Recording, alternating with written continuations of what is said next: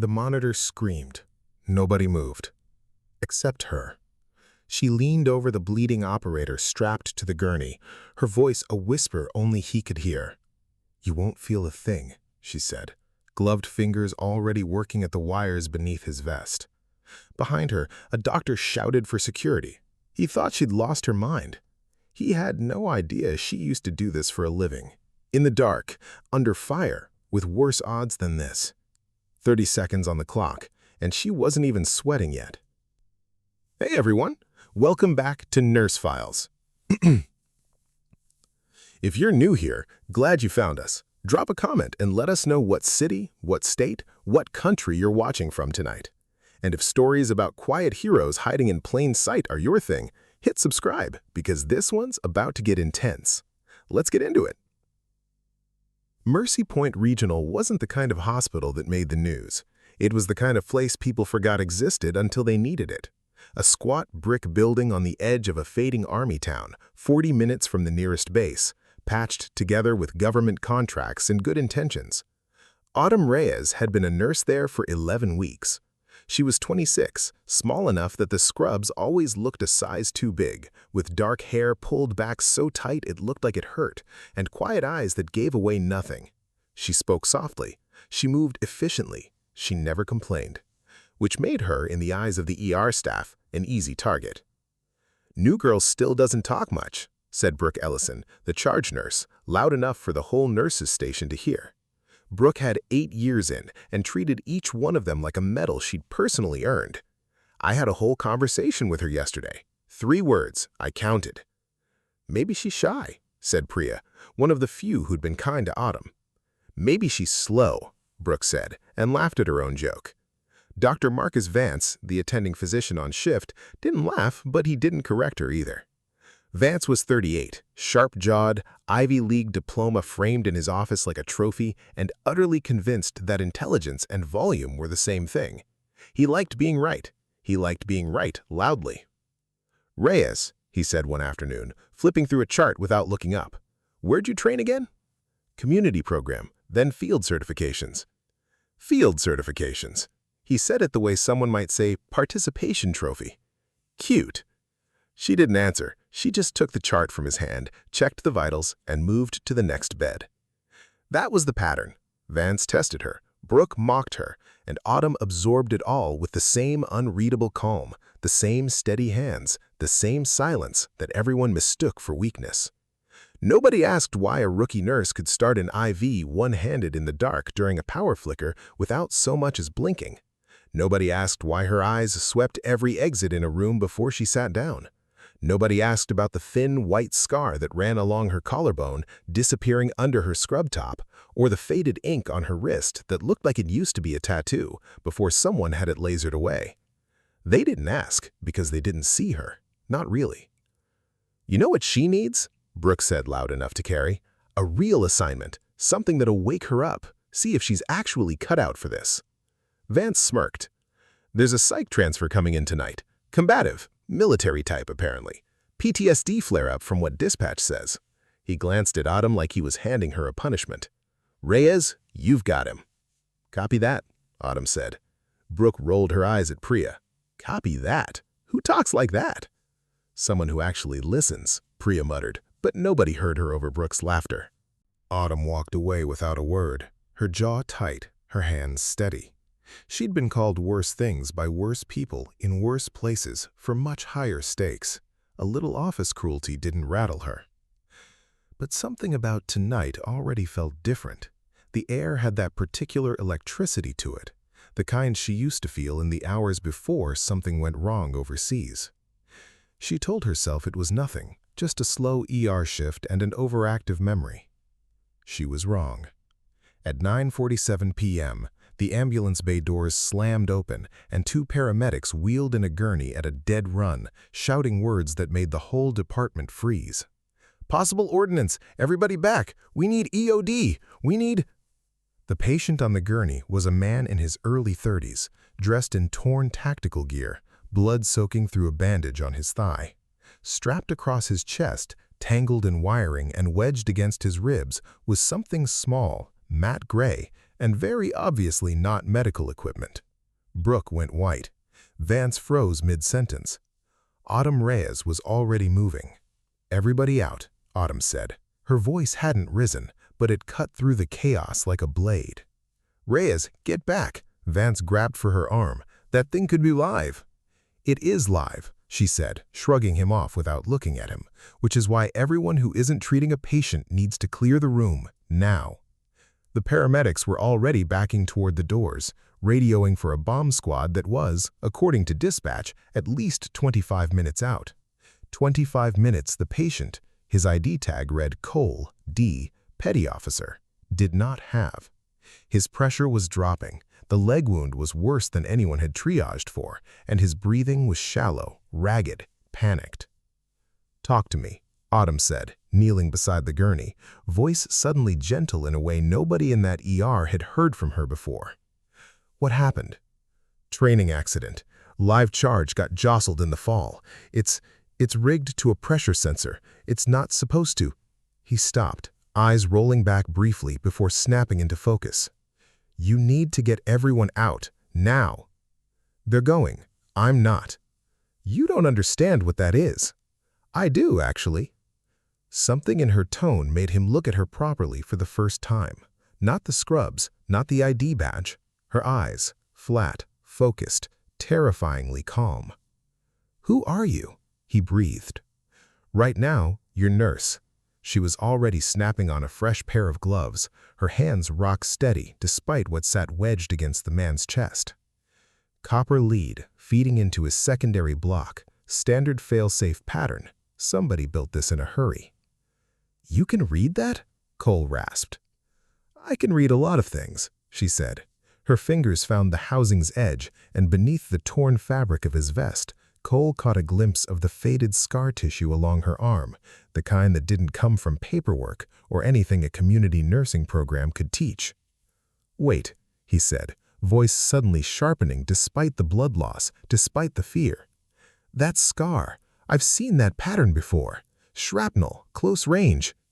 "Focus on your breathing, Petty Officer," Autumn said, gently cutting him off before he could finish the thought. But something had shifted in his eyes. Recognition, faint and disbelieving, flickering under the pain. He didn't say anything else. Not yet. But he was watching her now, the way you watch someone you're starting to remember from another life. The device ticked once, a small, mechanical click that made every person still in the room flinch except Autumn. "That's the pressure sensor resetting," Autumn said, calm as still water. "We've got maybe 4 minutes before it recalibrates and locks again. After that, it's not coming off without cutting tools we don't have." "Then we wait for EOD," Vance said, forcing authority into his voice even as sweat beaded on his forehead. "EOD is 20 minutes out minimum," Autumn said. "He'll bleed out from the leg wound in 10 if we don't get that pressure cuff on and start volume. And if this pressure plate resets locked, cutting it later kills him for certain instead of maybe. You're not qualified to. I'm the only one in this room who's touched one of these outside a training video, Doctor." Her voice didn't rise, but it left no room for argument. "You can help me, or you can stand there. Pick fast." For one suspended second, nobody moved. Then Vance, jaw clenched, grabbed the trauma kit and shoved it toward her. "Priya," Autumn said without looking up, "pressure on the thigh wound, both hands, now.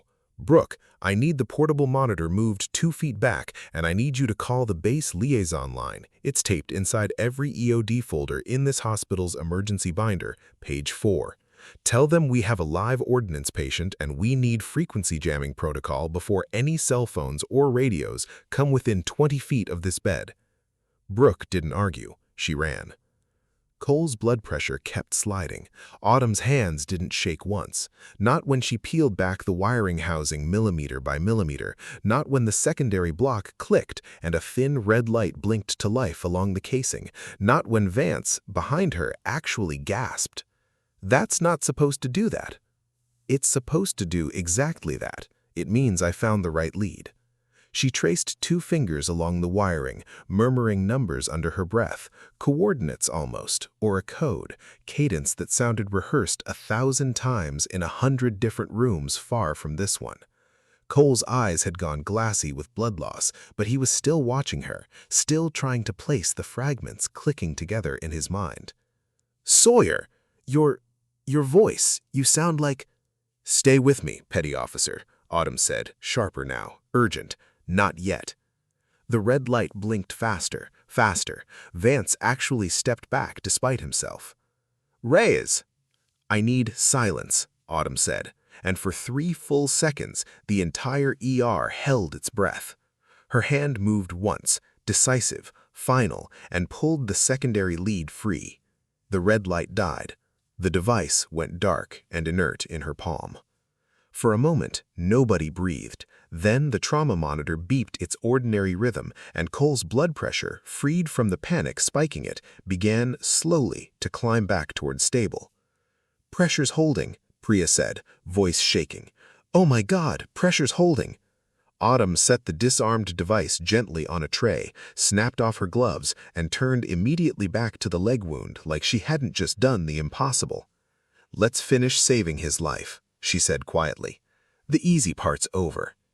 Vance stared at her, ashen, silent, the mockery from an hour ago curdling into something that looked a lot like shame. 20 minutes later, with Cole stabilized, sedated, and the wound properly closed, the actual EOD team arrived, 12 minutes later than dispatch had promised, and entirely unnecessary for the crisis that had already passed. Their team lead, a broad-shouldered man in his 50s named Commander Reeves, walked the disarmed device to a containment case, examined it, then looked up sharply at the room. "Who did this?" he asked.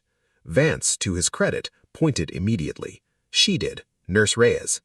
Reeves turned, and when he saw her, really saw her, the set of her shoulders, the way she stood, the calm in her eyes that had nothing to do with hospital training, something shifted in his expression. "Say your name again," he said slowly. "Autumn Reyes." "That's not the name I'm asking about." He stepped closer, studying her face like a man confirming a memory he'd buried a long time ago. "I need your old call sign, sailor." The room went silent. Cole, drowsy but conscious on the gurney, blinked hard, the pieces finally slamming together. "Ghost," he rasped. "Her call sign was Ghost." Reeves nodded slowly, something like awe breaking across his weathered face. "Petty Officer First Class Autumn Ghost Reyes, EOD Tech, Naval Special Warfare Support, 2 commendations for valor. Officially listed as medically separated after an IED incident overseas." His eyes softened.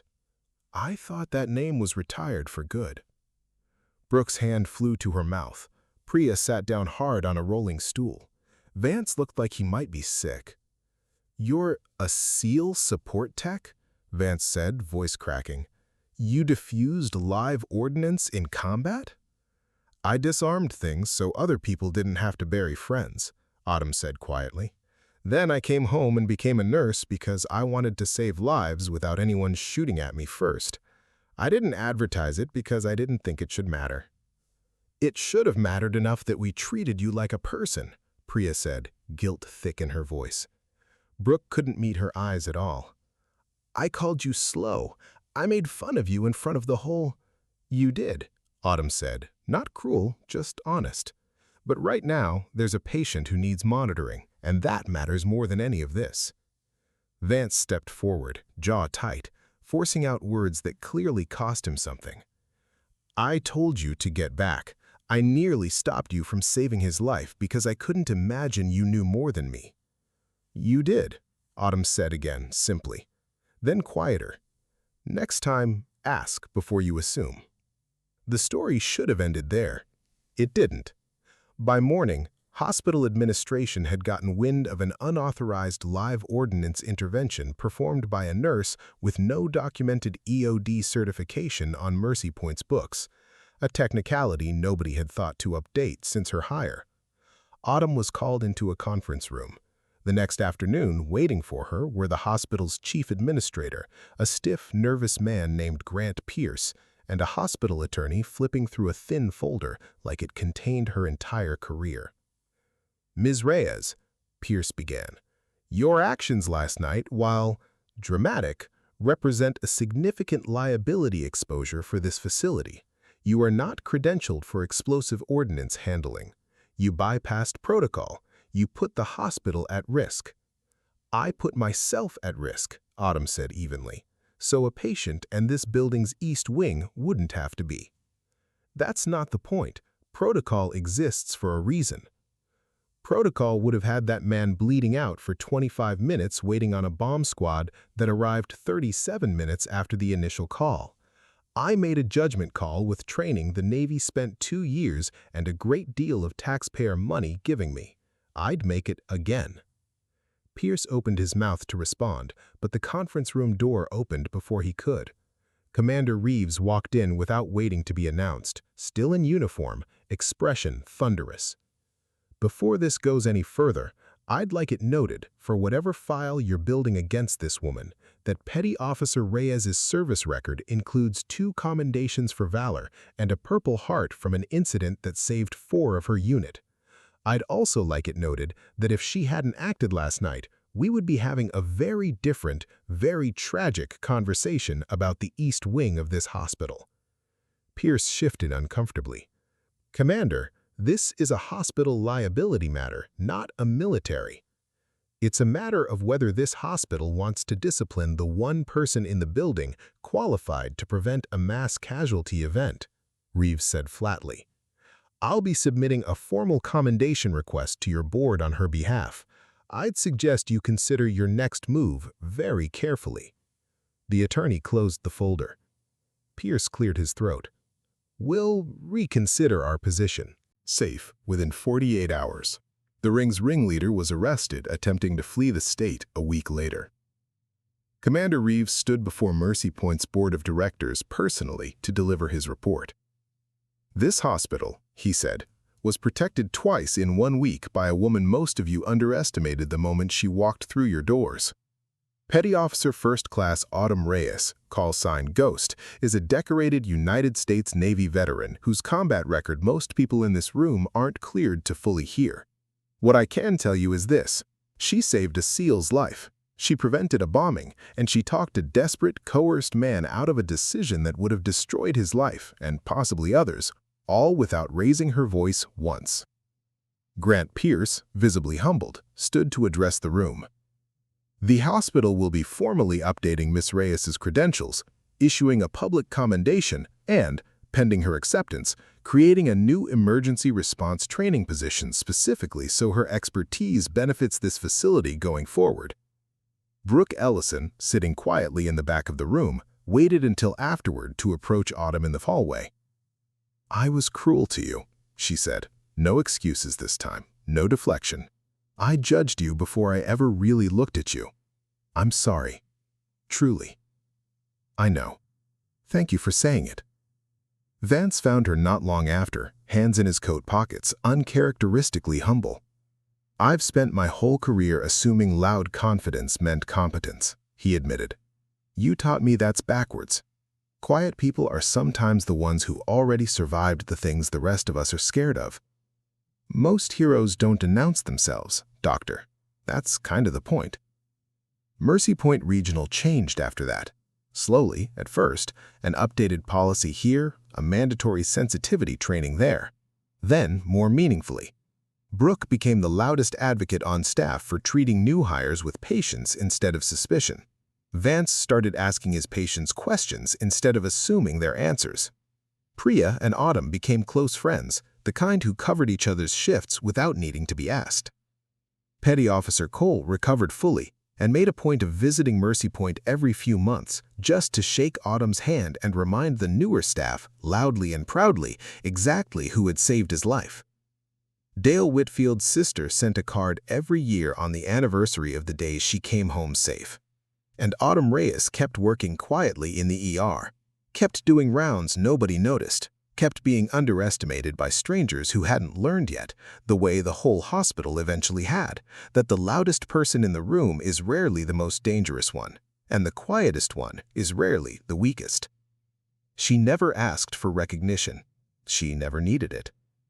Some heroes wear capes. Some wear scrubs and carry their medals folded quietly beneath the surface, where only the right moment can reveal them. Silence isn't emptiness. Sometimes, silence is simply strength, waiting for its moment to speak. The end.